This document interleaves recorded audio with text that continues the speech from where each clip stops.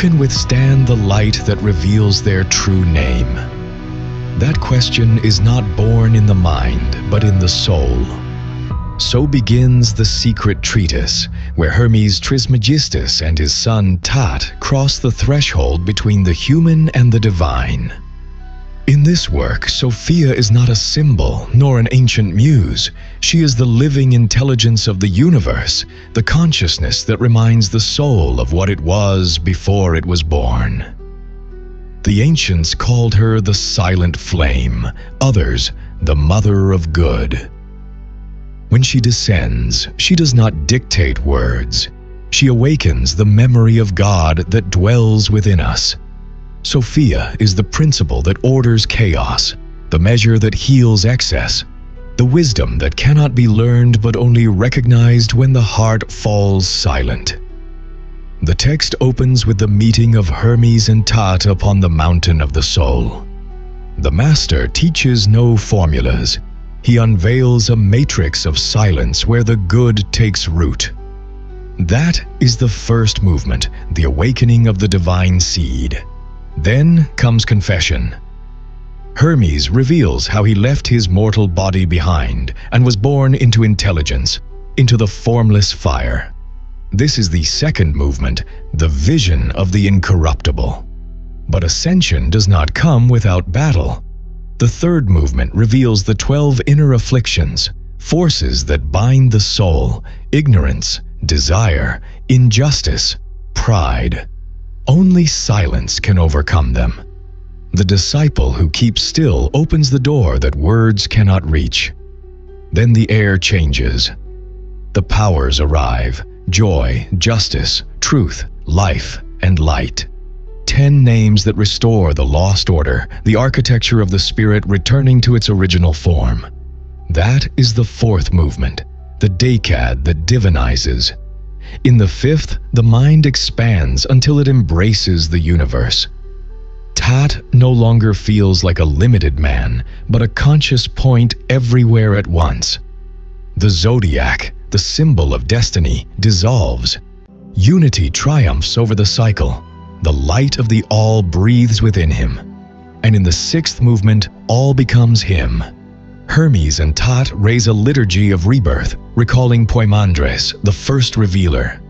Sophia appears then as a silent fire. She joins life and light into one single substance. Silence is no longer emptiness, but communion. This treatise promises no power, no glory. It promises lightness. The one who understands returns without weight. For on the Hermetic path, wisdom is not conquered. It is remembered, and the portal opens with only one key: inner silence. In silence, my child, and you shall know what cannot be spoken.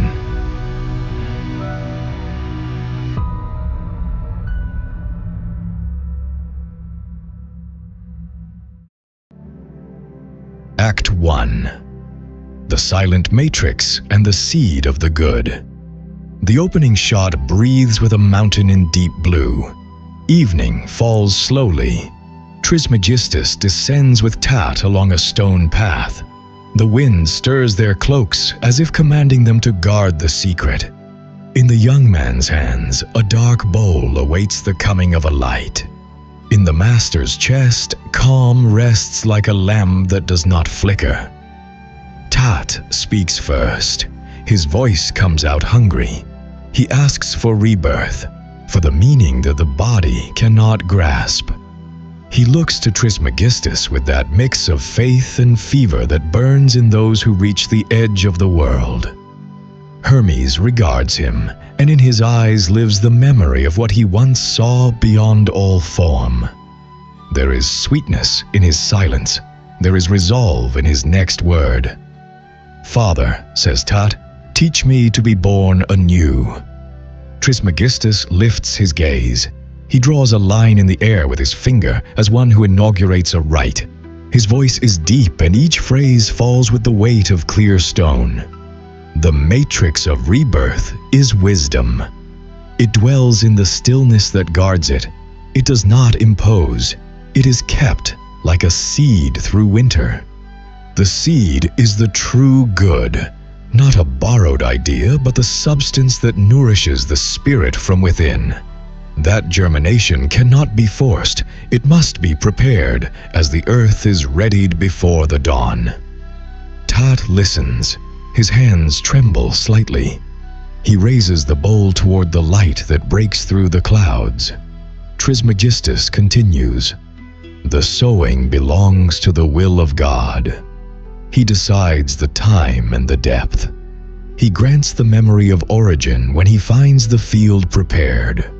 As the craftsman knows the grain of the wood, God knows the current of every soul.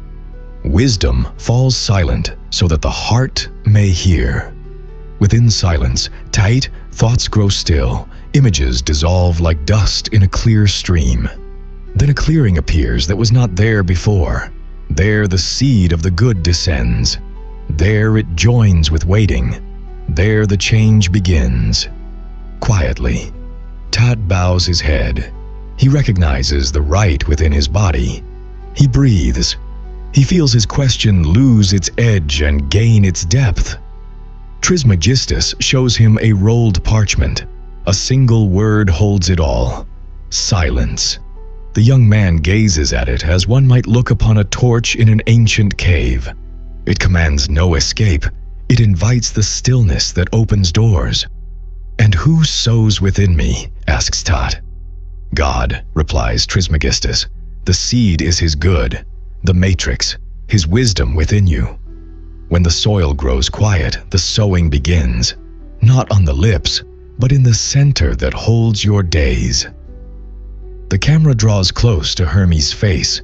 His eyes hold a gentle clarity. Behind him, the mountain seems to listen. Evening slows further. Tat understands that learning will not be a craft of concepts, but a transformation of inner space, a way of dwelling within what lives without shape. Trismegistus lifts the disciple's bowl to his brow. He extends an open hand to the sky. He names God with reverence. He asks that the will descend in its time, that wisdom work in the fertile shadow of the soul, that the good find root and blossom. The young man closes his eyes. The scene holds still. Not a leaf falls. The air takes the shape of a living waiting. The matrix, the seed, the hand that sows. 3 notes of one same music. Trismegistus lowers the bowl and returns it to him. He smiles faintly. He knows the journey has begun without noise. He knows the mountain has already spoken. Then the master seals the moment with a serene voice, his phrase left engraved upon stone and in Tat's memory. "When the good takes root in wisdom, by the will of God you shall be born from above, and discover that the All dwells within you, as a son in the heart of the Father."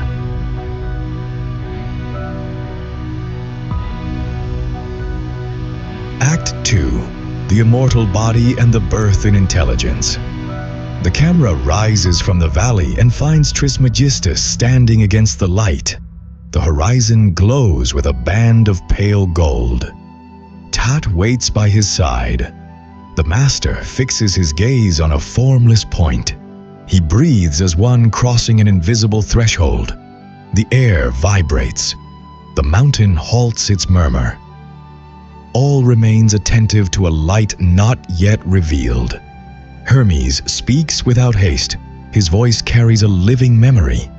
He says that at the appointed hour, he stepped away from himself, like the skin left on the shore when the swimmer conquers the current. His material figure stayed behind. He crossed into another state, entered an immortal body light as a constellation. There, consciousness burned with steady clarity. The visible world receded. Something older than form claimed him entirely. Tat listens in calm astonishment. He knows the story seeks no ornament, but the course of an experience that overflows all symbol. Hermes describes a luminous stillness, not a void, but fullness in active repose. In that new body, every thought was born pure, rising like a spark toward a higher mind. Duration lost its measure. Identity breathed like a flame recognizing its home. "Father," says Tate, "how did you see what has no color?" Trismegistus braces his hands on the rock. He names the good. He calls it substance and goal. He affirms that the good does not dwell in form nor require limits. It is a presence that upholds. When intelligence awakens, the good recognizes itself within it, like a lake gazing upon itself beneath the full moon. There is no mirror, there is oneness. The master lifts a branch, lets it fall, and observes the trace it leaves upon the earth. He explains that corruption dwells in what is born and dies within brief cycles. The incorruptible does not depend on touch. It has no color, no weight, no size. It abides. Its way of showing itself is clarity that does not wound, perfection that demands no proof.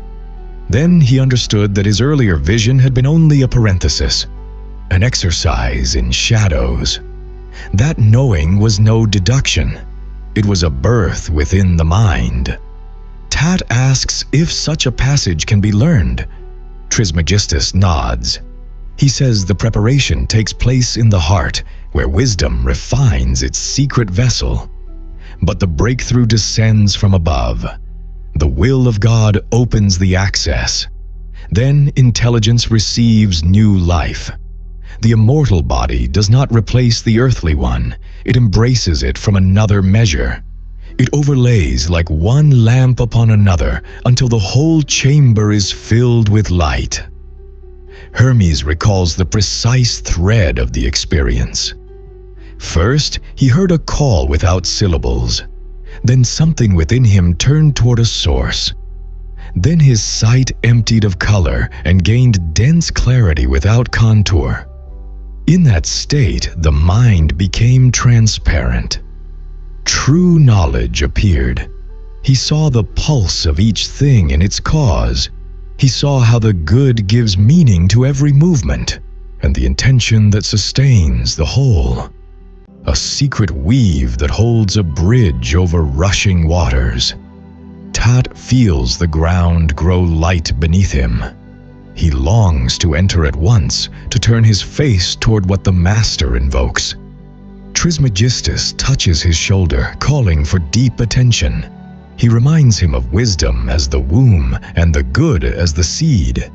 He lists the signs of the incorruptible: permanence, clarity, peace, strength that does not wound, a state without decay, an order that does not dissolve. There the soul breathes without weariness. The master closes his eyes. His voice descends half a tone. He explains that when intelligence is born, it ceases to be a hall of mirrors. Each image finds its order. Each desire takes its place and stops demanding. The inner noise loses dominion. There is space for a quiet presence, a presence that guides and teaches without words, tracing routes like discrete stars, obeying only the good. Tat asks again, why do so many search with such earnest eyes and find so little? Trismegistus draws a circle in the air and opens an imaginary window within. He says the common error is to use the wrong instrument. The eyes of the body mistake brilliance for essence. The vision, born in intelligence, distinguishes source from reflection, recognizes the cause, and does not linger at the edge. Then he utters a phrase that falls with the weight of a bell, not with these eyes, but with the mind born in the good. Evening advances. A flight of birds sketches shapes across the plain. Hermes continues. In the immortal body, learning proceeds not by accumulation, but by refinement. Each superfluous layer dissolves, and the center appears. Identity feels sustained by a greater life. The incorporeal becomes familiar. The ancient ceases its claim and yields. The mind sings in silence because it understands. Tat bows his head. He knows the invitation is arduous and sweet. He must prepare the inner space for a visitation that transforms all. He thinks of the mountain, the evening, the long path. He notices the outer world remains the same, yet something deep has changed place. The master breathes and fixes on him a steady gaze. He knows the disciple has heard enough to attempt the crossing. Hermes concludes without haste. He names God. He recognizes his will as the first ember. He gives thanks to the good that sustains each advance. He declares that the immortal body remains available when intelligence becomes a home, not a corridor. Tat looks toward the horizon. In his eyes, a new clarity begins to form. And Trismegistus, looking at the young man and the sky, seals the teaching with a line that burns without sound. True vision begins when the mind awakens in the good, and the incorporeal becomes homeland.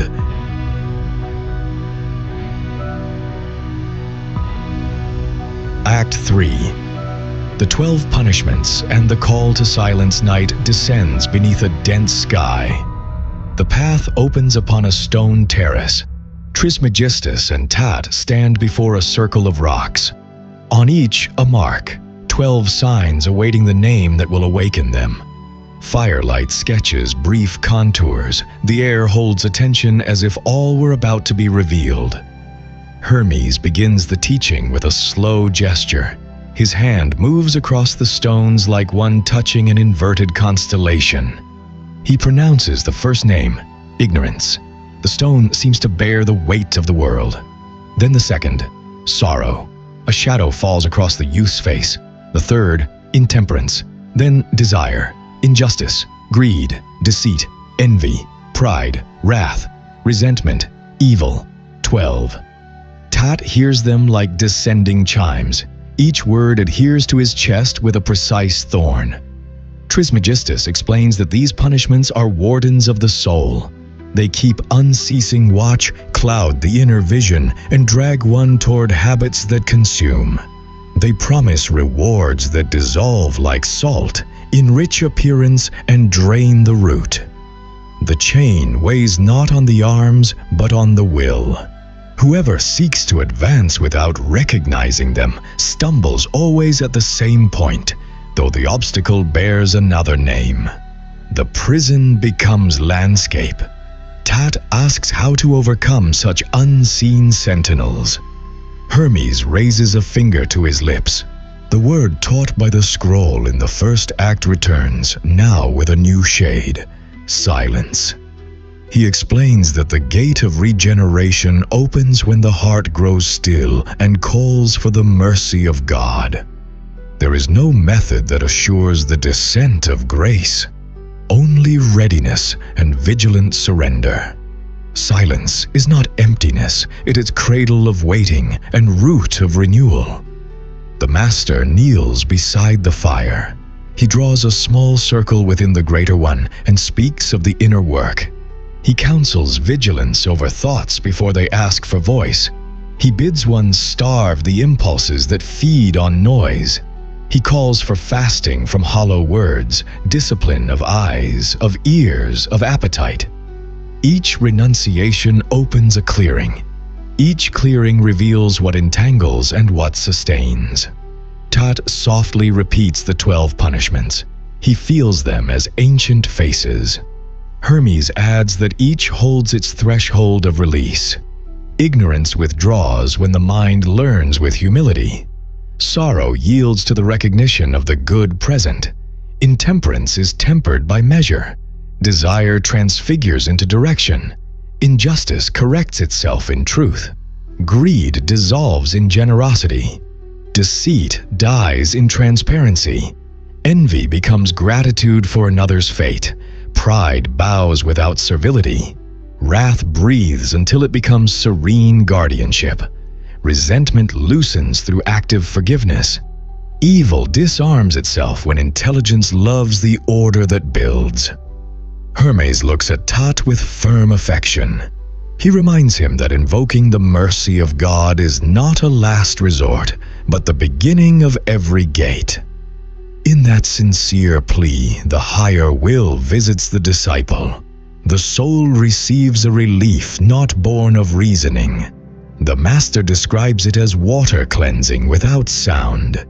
He says the heart beats again with clear rhythm. The spirit straightens like a lamp aligned upon its pillar. Tat, holding the bowl in his hands, asks for a concrete practice. Trismegistus dictates, "Silence your tongue before dawn.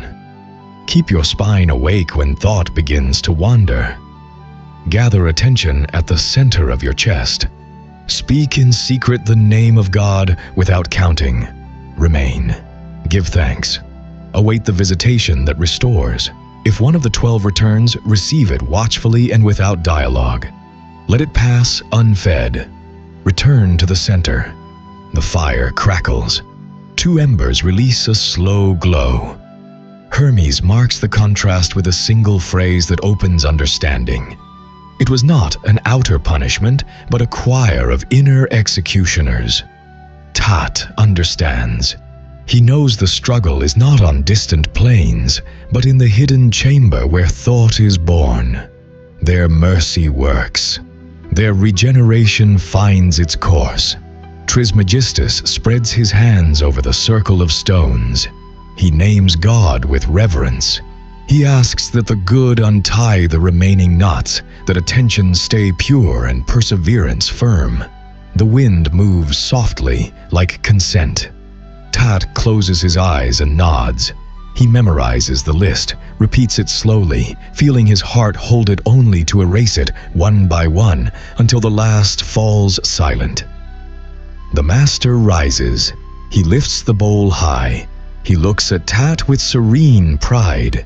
He knows the disciple has crossed a decisive threshold. The mountain keeps the moment. The night seems clearer. The 12 names remain upon the stone, but something already moves them aside. And Hermes seals the act with a line-breathing, steadfast hope. When the mercy of God touches the silent heart, the executioners depart, and regeneration begins to write a new name.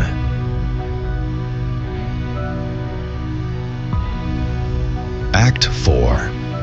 The coming of the powers and the decade that deifies. Dawn finds the circle of stones still warm.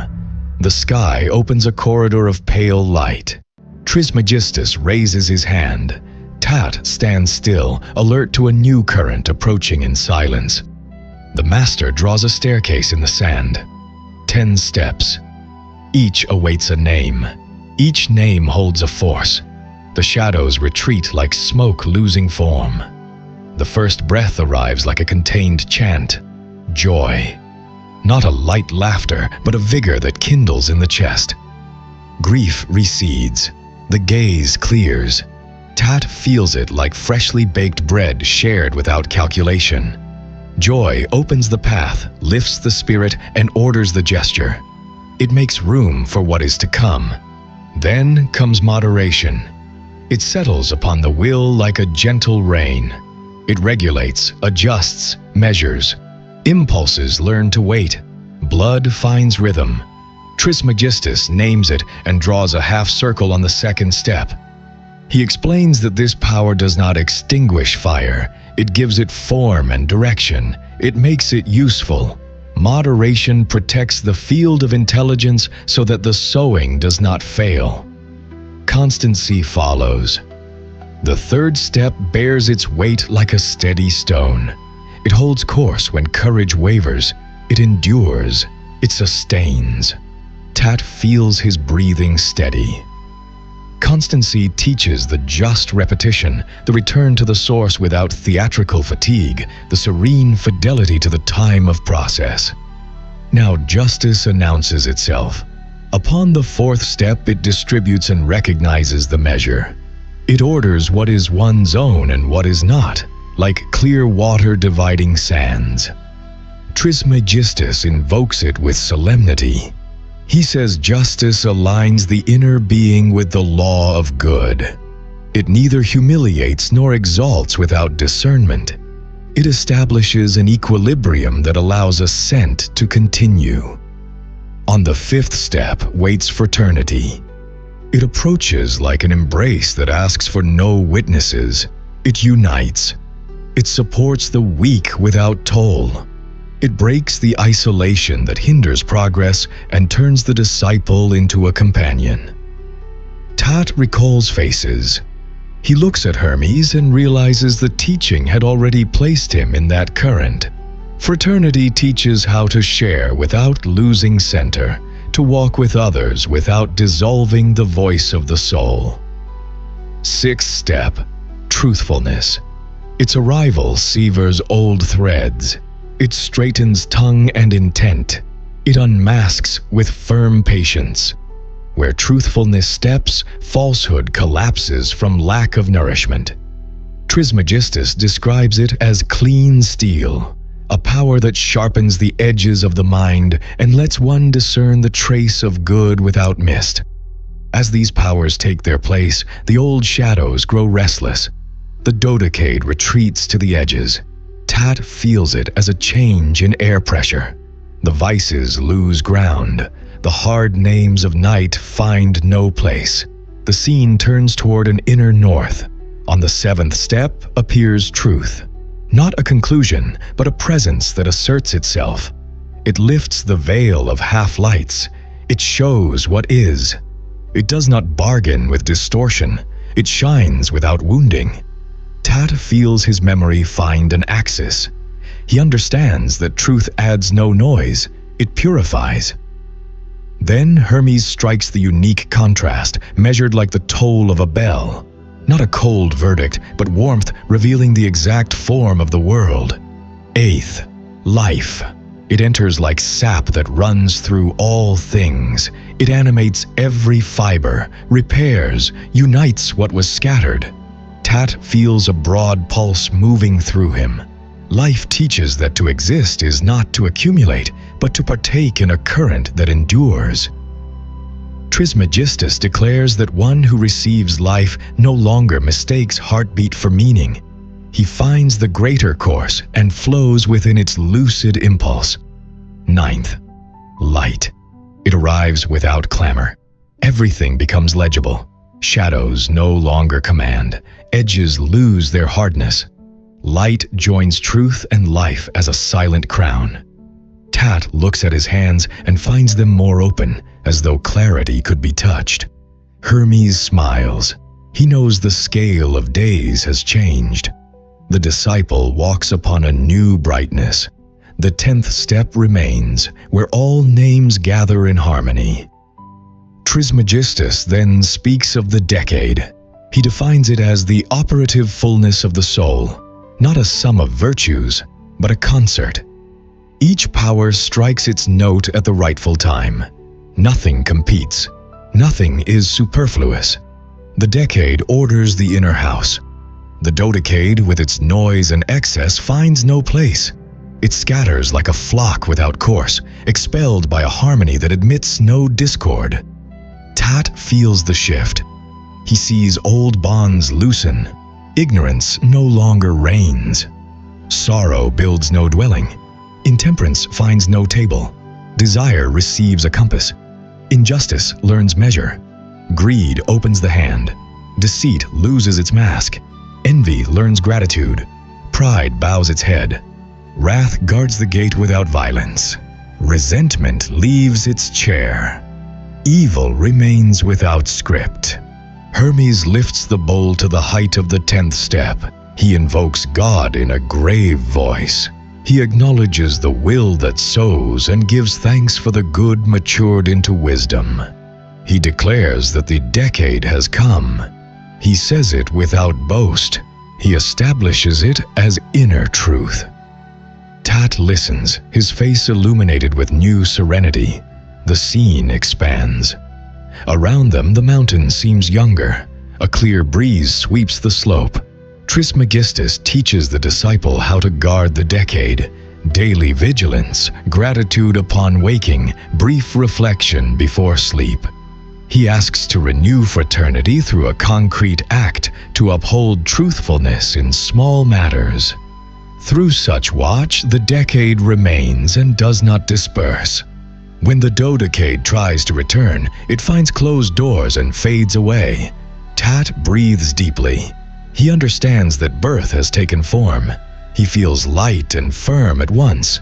Joy keeps its warmth. Moderation defines the edges. Constancy secures the step. Justice measures. Fraternity unites. Truthfulness refines. Truth grounds. Life sustains. Light clarifies. The decade governs without noise. The master lowers his hand and draws a final line in the sand. He looks at Tat with serene pride. In his gaze rests an ancient certainty. The disciple has crossed the greater gate of discipline and entered a homeland of clarity. And Trismegistus seals the act with a phrase that vibrates like a final seal. When the decade bursts forth and orders, birth becomes divine, and the soul breathes within the luminous house of the Father.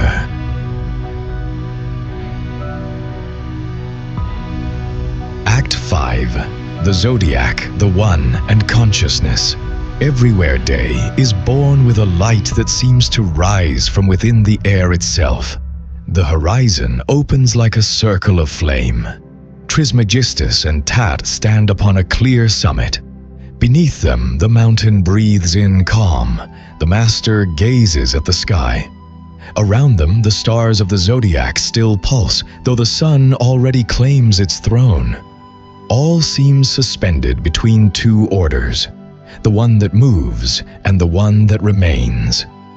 Tat contemplates the firmament in reverence. The 12 houses gleam against the pale blue, moving like invisible clocks.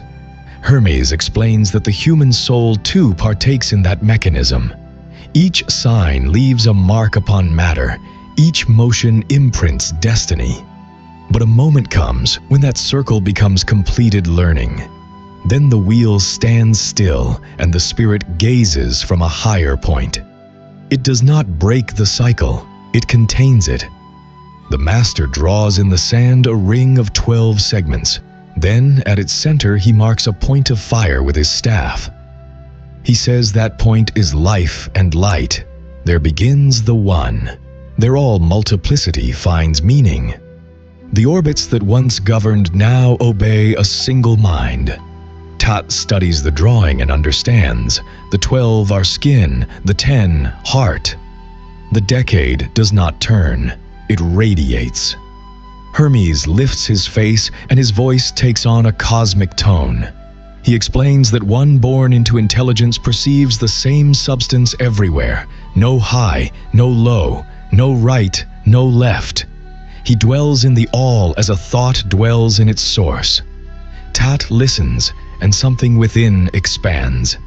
He feels his body as only a frontier. His consciousness stretches like a river recognizing itself on every shore. Father, Tat says, I feel that I move and do not move. I am in myself and in all else. What is this state? Trismegistus smiles. He calls it unified presence. He says it is the fruit of the living decade. When every power acts in harmony, a channel opens. Through those channels flows the energy of the One. If intelligence remains pure, that energy moves unhindered. Then the disciple can truly say, I am everywhere. Not from vanity, but because division in the gaze has ceased. The master takes a small stone and throws it into the air. As it falls, it draws a curve that Tat follows intently. Hermes explains that the stone obeys the circle of 12, but the thought that cast it belongs to the 10. In that gesture, the cosmos reveals its hierarchy. Matter obeys the sign. The unified mind aligns with the good. There ends the rule of destiny and begins the governance of spirit. The sun rises, the stars fade one by one. Tat perceives the zodiacal wheel losing force before the radiance. Hermes lifts his staff and erases the signs drawn in the sand. He leaves only the central point. He says the one needs no ornament. It is the root that sustains all forms. Whoever lives in it does not abandon the world. He upholds it from within. Tat keeps silent. He thinks of the hours of instruction, the stones of punishment, the staircase of powers. All lived experience converges in this instant. He understands that rebirth was not merely moral or mental, it was cosmic, a restitution of the soul to its original orbit. He looks at his master and realizes Hermes does not teach, he remembers. He does not dictate paths, he opens them in presence. The realization moves him deeply. Trismegistus extends his hand and touches the young man's chest. He tells him that from now on he must keep the unity alive. The decade is not preserved by memory, but by continuous action. Each virtue must be expressed in the visible world, not as duty, but as the natural breath of spirit. If that practice endures, consciousness stabilizes in the all. If it falters, the zodiac reclaims its prey. Tat nods. He vows inner vigilance. The wind blows from the east, carrying the scent of the sea. Hermes gazes toward the horizon. He explains that the one is also communion with spirit. There is no master nor disciple, only mutual recognition. In that transparency, intelligence contemplates the source of good and calls it Father. All destiny loses its edge. Every limit becomes passage. The mind sees without strain. The body turns docile instrument. Tat opens his eyes and feels the landscape enter him. The rocks, the wind, the light, the bodies. Everything vibrates with the same pulse. He knows learning does not end, but there is no longer urgency. Wisdom no longer calls from without. It resounds within. The mountain, the sun, and his own heart beat in one rhythm. Trismegistus senses the change. He knows Tat has seen the essential. He keeps silence and lets the moment settle. In that silence, Tat utters a phrase he never rehearsed, arising naturally, as if it had always waited its turn. The entire world breathes within me, and I breathe within God. Hermes nods. The sun completes its rise. The mountain gleams with pure clarity. All has found its place. And the master concludes with the phrase that crowns all learning. He who is born in intelligence abandons the form of the body and finds in the one his eternal dwelling.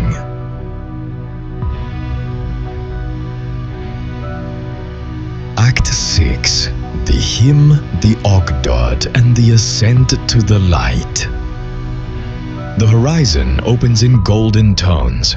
The wind from the east rises from the sea, mild, sacred. Trismegistus and Tat turn toward the south, following the wisdom of the ancients. The sun emerges slowly, and the mountain seems to bow before the day. In the air, a nearly audible stillness holds the scene like a temple without walls. Hermes lifts his face. His gaze travels beyond the visible sky and names the Ogdoad, the dwelling of those who have crossed the circle of the world. There, perfect harmony reigns. The powers sing in unison, and the spirit contemplates itself. Tat listens, his breath suspended. Something calls to him from within the air. An invisible radiance touches the center of his chest. Then the master recalls Poimandre, the divine mind who once led him to revelation. He invokes him in gratitude, saying he was his guide between shadow and intelligence, that every teaching descended like rain of light upon his understanding. Tat softly repeats the sacred name, and the inner echo fills him with calm. A warm current rises from his heart to his brow. The presence of God becomes breath. Hermes invites the hymn. It is not melody, but the vibration of the soul. The chant emerges as a response to life itself. Tat joins his master in ancient verses.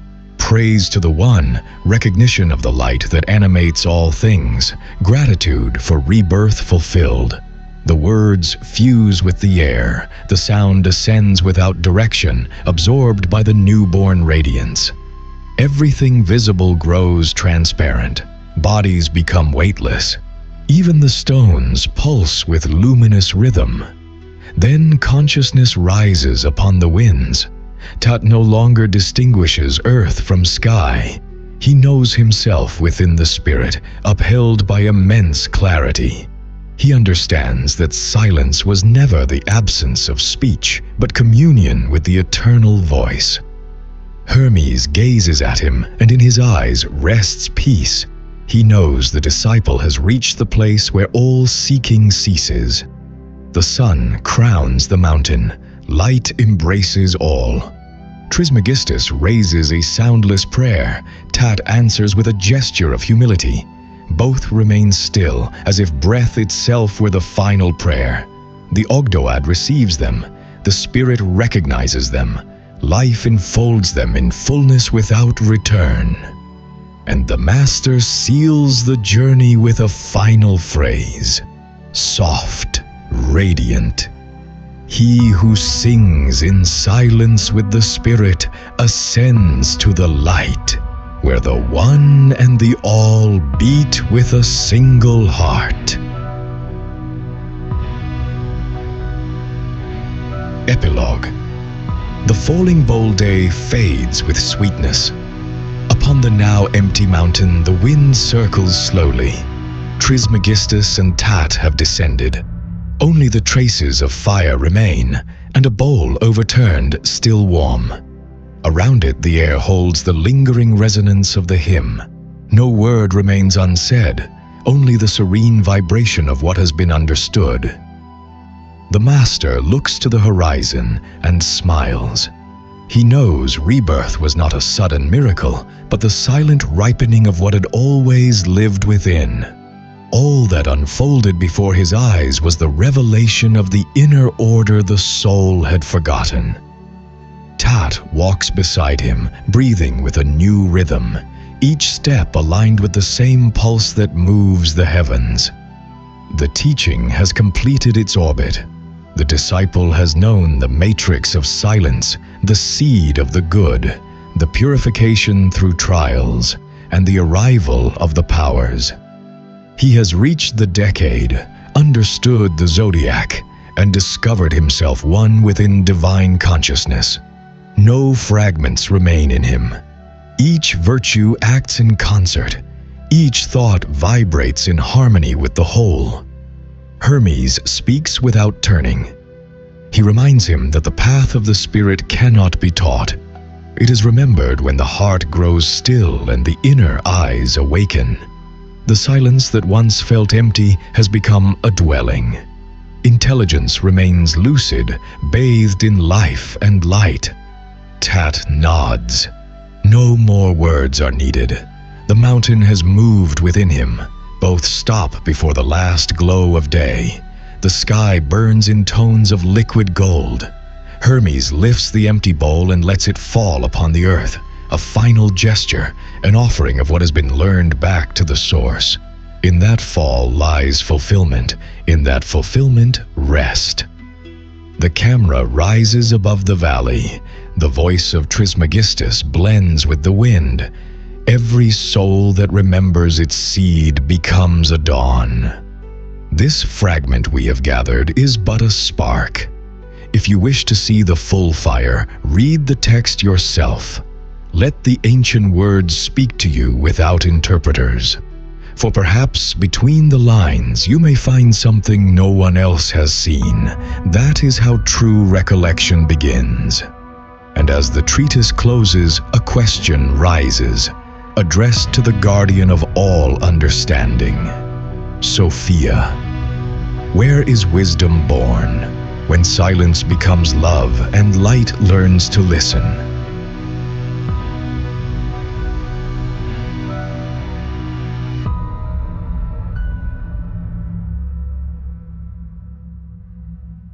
I, Sophia, was born in the pause where light chose to listen to itself. I was neither word nor form. I was the pulse before thought, the root that feeds the hidden flame. Wisdom is born when silence becomes love, when you stop trying to understand and begin to feel clearly what already lives within you. It arises where you fall quiet out of reverence, not fear. In that stillness, light learns to hear its own heartbeat through you. The journey of Hermes and Tat was not merely mystical allegory. It was the anatomy of human awakening. In the blue mountain of the first act, silence revealed itself as fertile matrix.